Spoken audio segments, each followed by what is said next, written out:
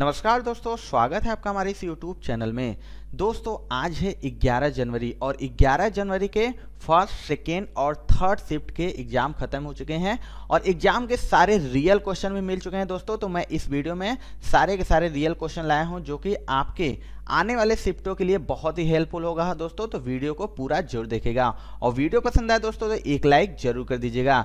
तो चलिए दोस्तों आज की वीडियो को स्टार्ट करते हैं। जो सबसे पहले आज का क्वेश्चन पूछा था दोस्तों कि फीफा विश्व कप जो 2022 में हुआ था उसकी मेजबानी किस देश ने की थी, तो इसका आंसर दोस्तों हो जाएगा कतर। देखिए दोस्तों फीफा से डेली शिफ्ट में एक क्वेश्चन जरूर आ रहा है। कल भी देखिए फर्स्ट, सेकेंड, थर्ड, फोर्थ चारों शिफ्टों में एक एक क्वेश्चन आया था। तो मैं फीफा विश्व कप के बारे में आपको पूरा डिटेल बता देता हूं। देखिए इसके आयोजन कतर में हुआ था 20 नवंबर से 18 दिसंबर के बीच में। मेजबान कतर था और जो संस्करण इसका था वो 22वां था और टीमें इसमें 22 टीमें प्रतिभाग की थी। और दोस्तों बता दें कि जिसको शुभंकर जो था लाइव था, लाइव जो कि एक अरबी शब्द है और जिसका अर्थ विशेष गुण और क्षमता वाला खिलाड़ी है। देखिए आपसे क्या पूछ सकता है देखिए उसके विजेता कौन था, तो विजेता अर्जेंटीना था, तीसरी बार उसने जीता था। और उप विजेता कौन था, तो फ्रांस था। तीसरे स्थान की बात करें दोस्तों तो क्रोएशिया जो कि मोरक्को को हराकर तीसरा स्थान प्राप्त किया था। अवार्ड जो था दोस्तों कि गोल्डन बूट पूछ सकता है आपको किसे मिला था, तो किलियन एम्बाप्पे को मिला था जो कि फ्रांस के हैं, इन्होंने 8 गोल किया था। और सिल्वर बॉल की बात करें दोस्तों तो किलियन एम्बाप्पे को जो कि फ्रांस के हैं इनको मिला था। और ब्रॉन्ज बॉल की बात करें दोस्तों तो लुका मैड्रिक को जो कि क्रोएशिया का है इनको मिला था। गोल्डन ग्लव्स की बात करें दोस्तों तो एमिलियो मार्टिनेज को मिला था, अर्जेंटीना के हैं। और फीफा यंग प्लेयर अवार्ड किसे मिला था, तो एंजो फर्नांडेज को मिला था। और फीफा प्लेयर फेयर प्ले का ट्रॉफी किसे मिला था, तो इंग्लैंड टीम को मिला था। अगला जो क्वेश्चन पूछा था दोस्तों कि राष्ट्रपति को पद से किस प्रक्रिया द्वारा हटाया जा सकता है, तो देखिए इसका आंसर हो जाएगा महाभियोग द्वारा। आपको बता दें कि जो भारत के राष्ट्रपति हैं उनको हटाने के लिए संसद के द्वारा महाभियोग प्रस्ताव पारित किया जाता है और यह महाभियोग एक अर्ध न्यायिक प्रक्रिया है। और संविधान की बात करें दोस्तों तो भारतीय संविधान जो अनुच्छेद 61 है वो राष्ट्रपति के महाभियोग की प्रक्रिया से संबंधित है। और दोस्तों राष्ट्रपति के महाभियोग का एकमात्र आधार क्या है, तो संविधान का उल्लंघन है। अगला जो क्वेश्चन पूछा था दोस्तों कि कैल्शियम कार्बोनेट का रासायनिक सूत्र क्या है। देखिए साइंस से भी एक या दो क्वेश्चन हर शिफ्ट में पूछ रहा है, तो इस बार जो कैल्शियम कार्बोनेट का पूछा था इसका सूत्र हो जाएगा CaCO3। देखिए कुछ इंपॉर्टेंट सूत्र हमने यहाँ पे लिया हुआ है जो आने वाले शिफ्टों में आ सकता है। तो जो पहला है दोस्तों देखिए दिया है सोडियम कार्बोनेट, इसकी बात करें इसका फॉर्मूला देखिए होता है Ca2CO3। और कैल्शियम ऑक्साइड की बात करें दोस्तों तो Ca हो जाएगा। और कैल्शियम हाइड्रोक्साइड की बात करें तो CaOH ट्वाइस हो जाता है। और कैल्शियम बाइकार्बोनेट की बात करें दोस्तों CaHCO3 ट्वाइस होगा। और गंध अम्ल की वो पूछेगा दोस्तों तो H2SO4 होगा। इसी तरह अगला जो क्वेश्चन पूछा था दोस्तों कि गंगा का पर्यायवाची शब्द क्या है, तो इसका राइट आंसर हो जाएगा दोस्तों भागीरथी, सुरसरिता, विष्णुपदी, विष्णुपगा, देवनदी। अब इसमें देख लीजिएगा कौन सा ऑप्शन आपको आया था। अगला जो क्वेश्चन पूछा था दोस्तों कि त्रिशंकु होना मुहावरे का अर्थ क्या होता है, तो जो त्रिशंकु होना होता है इसका हो जाता है निराधार या लटका हुआ। अगला जो क्वेश्चन पूछा था दोस्तों कि क्षत्रिय नृत्य के संस्थापक कौन है, तो इसका राइट आंसर हो जाएगा दोस्तों श्रीमनता शंकरदेव। देखिए दोस्तों शास्त्रीय नृत्य, ये जो शास्त्रीय नृत्य है ये बहुत ही मोस्ट इंपॉर्टेंट टॉपिक है। इससे भी हर शिफ्ट में एक दो क्वेश्चन और नृत्य से भी एक दो क्वेश्चन जरूर पूछ रहा है, तो आप इसे जरूर देख लीजिएगा। देखिए यहाँ पे मैंने सारे मेंशन कर दिए हैं कौन कौन शास्त्रीय नृत्य हैं, किस राज्य से हैं। जैसे भरतनाट्यम होगा तमिलनाडु से इसका उद्गम हुआ है, कुचिपुड़ी का आंध्र प्रदेश है, कथकली केरल है, ओडिया है, मणिपुरी का मणिपुर में है, कथक जो कि उत्तर प्रदेश, सत्रिया असम में है। इसके संस्थापक देखिए शंकरदेव हैं। और मोहिनी अट्टम की बात करें केरल के हैं, तो आप इसे जरूर देख लीजिएगा दोस्तों। अगला जो क्वेश्चन पूछा है गुजरात का प्रसिद्ध उत्सव कौन सा है, तो जो देखिए गुजरात में बहुत से मनाए जाते हैं, तो ऑप्शन में दोस्तों भेजा था कि उत्तरायण। जो गुजरात का प्रसिद्ध उत्सव है उत्तरायण है। उत्तरायण कौन सा त्यौहार है दोस्तों, मैं आपको बताता हूं कि जो गुजरात में अंतर्राष्ट्रीय पतंग महोत्सव होता है वो आने वाला है, जो अभी 2-3 दिन में देखिए वो जो खिचड़ी के समय होता है। तो अंतर्राष्ट्रीय पतंग महोत्सव को राज्य के सबसे भव्य त्योहारों में से एक माना जाता है। और राज्य में बात करें दोस्तों लगभग 200 त्यौहार मनाए जाते हैं। और जो पतंग उत्सव है या इसे उत्तरायण भी कहते हैं, मनाए जाने वाले सबसे अद्भुत त्योहारों में से एक है। अगला क्वेश्चन पूछा था दोस्तों कि मेघालय के वर्तमान राज्यपाल कौन है। तो आपको बता दें कि मेघालय के जो वर्तमान राज्यपाल हैं बनवारी लाल पुरोहित हैं।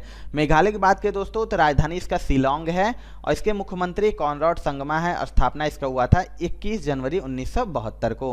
अगला क्वेश्चन पूछा था दोस्तों कि नदी का पर्यायवाची शब्द क्या है। तो इसका आंसर हो जाएगा दोस्तों पयस्विनी, तरिणी, स्रोत, स्विनी, सरिता या तटिनी। अगला क्वेश्चन पूछा था कि साक्षर का विलोम शब्द क्या है। तो साक्षर का आप सभी को पता है कि निरक्षर हो जाएगा। अगला क्वेश्चन पूछा था दोस्तों कि 2011 जनगणना के अनुसार भारत के किस केंद्र शासित प्रदेश में लिंगानुपात सबसे अधिक है। देखिए दोस्तों जनगणना भी ये इस एग्जाम में जो 2011 को होता है ये भी मोस्ट इंपॉर्टेंट टॉपिक है। इससे भी 1 या 2 क्वेश्चन जरूर उठा रहा है।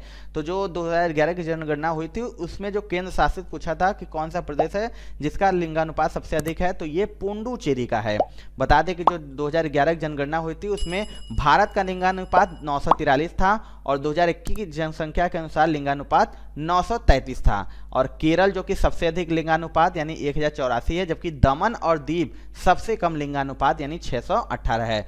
पुडुचेरी का दोस्तों एक माहे जिला है जो भारत में सबसे अधिक लिंगानुपात 1176 वाला जिला है, जबकि दमन और दीव में दमन जिले का लिंगानुपात सबसे कम 533 है। अगला क्वेश्चन पूछा था दोस्तों कि चंद्रगुप्त मौर्य दरबार में मेगास्थनीज किसके राजदूत थे। मोस्ट इंपॉर्टेंट ये भी हिस्ट्री क्वेश्चन है दोस्तों। तो इसका आंसर हो जाएगा सेल्यूकस प्रथम निकेटस जो था वो चंद्रगुप्त मौर्य के दरबार में मेगास्थनीज के राजदूत थे। अब बात करें दोस्तों चंद्रगुप्त मौर्य की, तो इनका शासनकाल 321 से 297 ईसा पूर्व था और वह मौर्य वंश के संस्थापक थे। और ग्रीक यात्री जो मेगास्थनीज था उन्हें चंद्रगुप्त मौर्य के दरबार का दौरा किया था और मेगास्थनीज पाटलिपुत्र में सेल्यूकस निकेटस का राजदूत था जो चंद्रगुप्त मौर्य के यहाँ भेजा गया था। कुछ इंपॉर्टेंट बात दोस्तों कि इंडिका जो है मेगास्थनीज द्वारा लिखित एक पुस्तक है, मोस्ट इंपॉर्टेंट पुस्तक दोस्तों, और यह मौर्यों के समय में प्रशासन और समाज का वर्णन करता है। अगला क्वेश्चन पूछा था दोस्तों कि भारत के वर्तमान शिक्षा मंत्री कौन है। तो देखिए जो हमारे वर्तमान शिक्षा मंत्री है वो धर्मेंद्र प्रधान है। अगला जो क्वेश्चन पूछा था कि 2003 में पद्म भूषण जीतने वाली महिला नृत्यांगना कौन है। तो ये देखिए सोनल मानसिंह हो जाएगा। इनको 2003 में पद्म भूषण पुरस्कार से सम्मानित किया गया था। अगला क्वेश्चन पूछा था दोस्तों कि गांधी इरविन समझौता कब हुआ था। तो राइट आंसर हो जाएगा दोस्तों 5 मार्च 1931 को। आपको बता दें जो 5 मार्च 1931 को लंदन में जो द्वितीय गोलमेज सम्मेलन हुआ था उसके पूर्व महात्मा गांधी और तत्कालीन जो वायसराय उसमें थे लॉर्ड इरविन, इनके बीच एक राजनीतिक समझौता हुआ था जिसे गांधी इरविन समझौता कहते हैं और इसे एक और नाम से दिल्ली पैक्ट के नाम से भी जानते हैं। अगला क्वेश्चन पूछा था दोस्तों कि प्रथम पंचवर्षीय योजना कब लागू की गई थी। देखिए ये भी टॉपिक जो पंचवर्षीय योजना है ये भी इंपॉर्टेंट टॉपिक है, इससे भी एक क्वेश्चन जरूर आ रहा है दोस्तों, तो आप इसे भी जरूर देख लीजिएगा। तो प्रथम पंचवर्षीय योजना पूछा था तो 1951 में हुआ था। देखिए यहाँ पे मैंने सारे पंचवर्षीय योजनाओं को मेंशन कर दिया हुआ है कि पहली पंचवर्षीय योजना कब हुई थी, दूसरी कब हुई थी, उसका उद्देश्य क्या था, सारा का सारा मेंशन कर दिया है। आप इसे एक बार जरूर देख लीजिएगा। अगला हमारा क्वेश्चन पूछा था दोस्तों कि संविधान का अंतिम अनुच्छेद कौन सा है। तो ये मोस्ट इंपॉर्टेंट है, इसका आंसर हो जाएगा दोस्तों अनुच्छेद 395। एक क्वेश्चन पूछा था दोस्तों कि मछली का पर्यायवाची शब्द क्या है। तो मछली का देखिए मीन हो जाएगा, मत्स्य हो जाएगा, झक हो जाएगा, झस हो जाएगा, जल जीवन, सफरी, मकर, ये सब मछली के पर्यायवाची शब्द हैं। अगला क्वेश्चन पूछा था दोस्तों कि सिंह का पर्यायवाची शब्द क्या है। तो सिंह का देखिए शेर हो जाएगा, वनराज, शार्दुल, मृगराज, व्याघ्र, पंचमुख, मृगेंद्र, केसरी, केहरी, केसी, महावीर, सारे के सारे सिंह के पर्यायवाची हैं। एक क्वेश्चन पूछा था दोस्तों कि भारतीय रिजर्व बैंक का जो लेखा वर्ष होता है वो क्या होता है। तो इसका राइट आंसर हो जाएगा दोस्तों जुलाई और जून। आपको बता दें कि 1 अप्रैल 1935 को स्थापना होने के बाद आरबीआई ने 11 मार्च 1940 को अपना लेखा वर्ष जनवरी दिसंबर से बदलकर जुलाई जून कर दिया है। अगला क्वेश्चन पूछा था दोस्तों कि वर्षा मापने के यंत्र को क्या कहते हैं। तो देखिए मापन यंत्र से भी शिफ्टों में क्वेश्चन पूछ रहे हैं, तो जो वर्षा मापन यंत्र होता है उसे हेटोमीटर कहते हैं। यहाँ पे देखिए मैंने कुछ उपकरण जो मापने के यंत्र के पैमाने हैं सारा मुख्य ले लिया है। जैसे बैरोमीटर होता है, एनेमोमीटर होता है, क्या क्या करता है, वायु गति मापता है, उच्चताप मापता है, सारा का सारा यहाँ पे मेंशन कर दिया है दोस्तों, तो एक बार आप इसे जरूर देख लीजिएगा। एक क्वेश्चन पूछा था दोस्तों कि गंगा गए गंगादास और जमुना गए जमुनादास इन लोकोक्तियों का अर्थ क्या है? तो आपको बता दें कि इसका अर्थ होगा जो व्यक्ति सामने आए उसकी प्रशंसा करना। एक क्वेश्चन पूछा था दोस्तों कि निरक्षर का विलोम शब्द क्या है? तो निरक्षर का विलोम शब्द हो जाएगा साक्षर। अगला क्वेश्चन पूछा था दोस्तों कि भारतीय संविधान के किस भाग में मौलिक अधिकारों का उल्लेख किया गया है? मोस्ट इंपॉर्टेंट टॉपिक ये भी है दोस्तों, मौलिक अधिकार से भी एक क्वेश्चन जरूर से जरूर आ रहे हैं। तो इसका आंसर हो जाएगा भाग 3 में। आपको बता दें कि मूल रूप से संविधान ने 7 मौलिक अधिकारों का प्रावधान था। कौन कौन सा? तो देखिए, समानता का अधिकार था, स्वतंत्रता का अधिकार, शोषण के विरुद्ध अधिकार, धर्म की स्वतंत्रता का अधिकार, सांस्कृतिक और शैक्षिक अधिकार, संपत्ति का अधिकार और संवैधानिक उपचार का अधिकार। आपको बता दें कि जो संपत्ति का अधिकार था उसको 44वें संशोधन अधिनियम 1978 द्वारा मौलिक अधिकारों की सूची से हटा दिया गया है। एक क्वेश्चन पूछा था दोस्तों कि भारत का क्षेत्रफल विश्व के क्षेत्रफल का कितना प्रतिशत है? तो राइट आंसर हो जाएगा दोस्तों 2.4%। आपको बता दें कि भारत का जो अक्षांश है 8 डिग्री 4 अंश नॉर्थ और 37 डिग्री 6 अंश और देशांतर क्या है के बीच में स्थित है। और भारत का जो कुल क्षेत्रफल है ये वर्ग किमी में है और जो विश्व की कुल सतह का 2.4% है। और क्षेत्रफल की दृष्टि से बात करें दोस्तों तो भारत क्रमशः रूस, कनाडा, अमेरिका, चीन, ब्राजील और ऑस्ट्रेलिया के बाद 7वां सबसे बड़ा देश है और भारत जनसंख्या की दृष्टि से विश्व का दूसरा सबसे बड़ा देश है। एक क्वेश्चन पूछा था दोस्तों कि किस शास्त्रीय नृत्यांगना को 1992 में सबसे कम उम्र में पद्म भूषण मिला है? तो ये भी सोनल मानसिंह हो जाएगा। देखिए, फर्स्ट में भी इनसे संबंधित एक क्वेश्चन आया था और सेकेंड शिफ्ट में भी इनसे संबंधित एक क्वेश्चन जरूर आया था। एक क्वेश्चन पूछा था दोस्तों कि भारत में निर्धनता का आकलन कौन सा मंत्रालय निर्धारित करता है? तो आंसर इसका हो जाएगा दोस्तों नीति आयोग। आपको बता दें कि जो गरीबी का अनुमान होता है भारत नीति आयोग की टास्क फोर्स द्वारा सांख्यिकी और कार्यक्रम कार्यान्वयन मंत्रालय MOSPI के तहत राष्ट्रीय नमूना संरक्षक कार्यालय द्वारा कैप्चर किए गए डेटा के आधार पर गरीबी रेखा की गणना के माध्यम से किया जाता है। एक क्वेश्चन पूछा था दोस्तों कि राज्यसभा में छत्तीसगढ़ का नया प्रत्याशी कौन नियुक्त हुआ है? यानी राज्यसभा में छत्तीसगढ़ से किन 2 नए प्रत्याशियों को नियुक्त किया गया है? तो ये राजीव शुक्ला और रजीत रंजन है जिनको छत्तीसगढ़ से राज्यसभा के लिए नॉमिनेट किया गया है। एक क्वेश्चन पूछा था दोस्तों कि प्रधानमंत्री नरेंद्र मोदी ने जल शक्ति योजना कब शुरू की थी? राइट आंसर हो जाएगा 15 अगस्त 2019 को प्रधानमंत्री ने जल शक्ति योजना को शुरू की थी।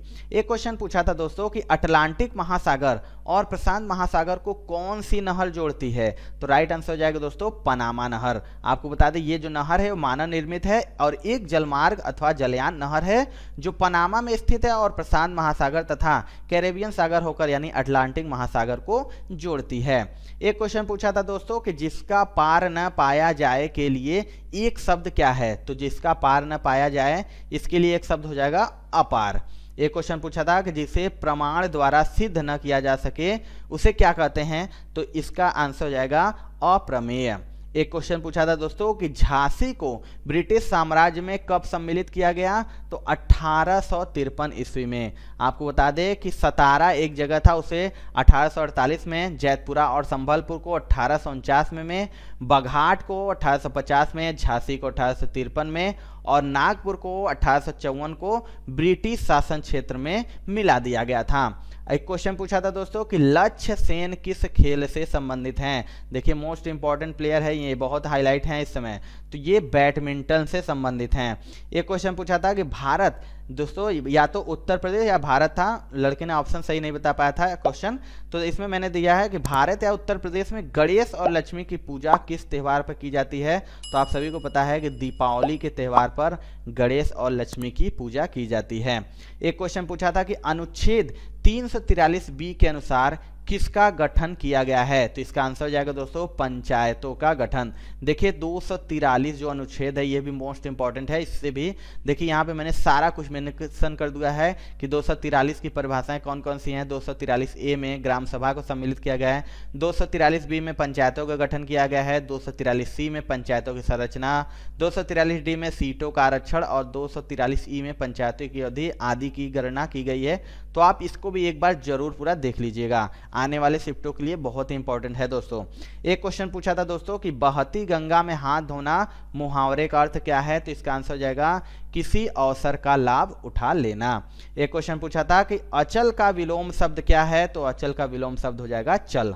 एक क्वेश्चन पूछा था दोस्तों कि कमल का पर्यायवाची शब्द क्या है, तो देखिए कमल के पर्यायवाची शब्दों में अंबुज हो जाएगा, नलिन हो जाएगा, अरविंद हो जाएगा, उत्पल हो जाएगा, अम्भोज हो जाएगा, तामरस, पुष्कर, ये सारे हो जाएंगे। कुछ यहाँ पे शब्द मैंने लिए हैं, जैसे तरंगिणी का पर्यायवाची क्या होगा दोस्तों, तो सरिता, तटिनी, वाहिनी, ये सब इंपॉर्टेंट है शब्द हैं, आने वाले हो सकते हैं दोस्तों। तो तडांग है गया, तो तडांग का जो पर्यायवाची होता है सरोवर, तालाब, पोखर हो जाता है। इसी तरह मृगांक है चंद्रमा, चांद, हिमांशु, तो आप इसको भी एक बार जरूर से जरूर देख लीजिएगा।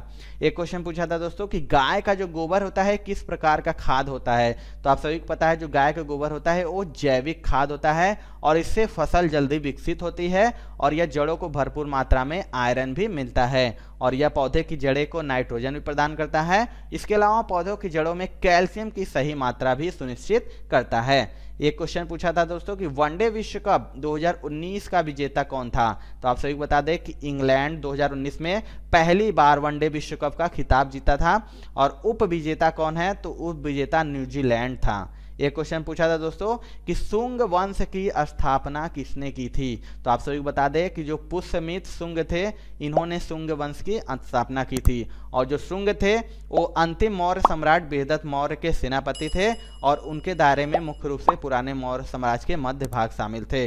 और कालिदास द्वारा जो रचित संस्कृत नाटक मालविकाग्निमित्रम के अनुसार शुंग ने मध्य प्रदेश के उज्जैन शहर को जीता था और इस राजवंश की राजधानी पाटलिपुत्र बिहार में थी।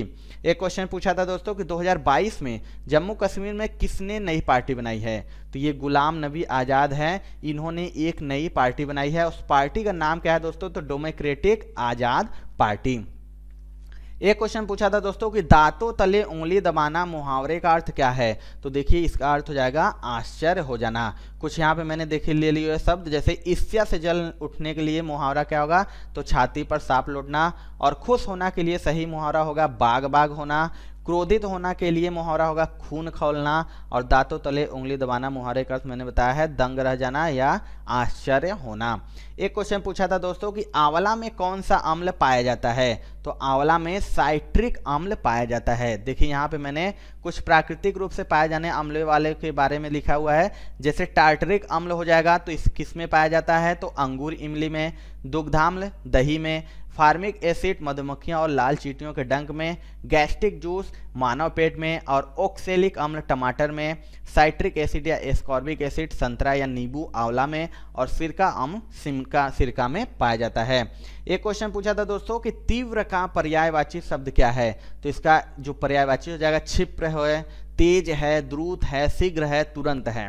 एक क्वेश्चन पूछा था कि शेर का पर्यायवाची शब्द क्या है। देखिए शेर का पर्यायवाची लगातार शिफ्टों में रिपीट हो रहा है, ये दूसरी या तीसरी बार आया है शेर का पर्यायवाची, तो आप इसे जरूर देख लीजिएगा, आगे के शिफ्टों के लिए इंपॉर्टेंट हो सकता है। तो जो शेर का पर्यायवाची है वनराज हो जाएगा, सिंह हो जाएगा, केसरी, केहरी, पंचमुख, पशुराज, सिंह, मृजराज, सारे के सारे सिंह के पर्यायवाची हैं। एक क्वेश्चन पूछा था दोस्तों कि स्थावर का विलोम शब्द क्या है, तो आपको बता दें कि स्थावर का जो विलोम शब्द है वो है जंगम। इसी तरह दोस्तों जो जंगल का विलोम शब्द घर हो जाता है, संपत्ति का विपत्ति हो जाता है, स्थापना का नष्ट करना हो जाता है। तो दोस्तों ये थी आज यानी 11 जनवरी की जो एसएससी जीडी की फर्स्ट, सेकेंड और थर्ड में पूछे गए सारे के सारे रियल क्वेश्चन।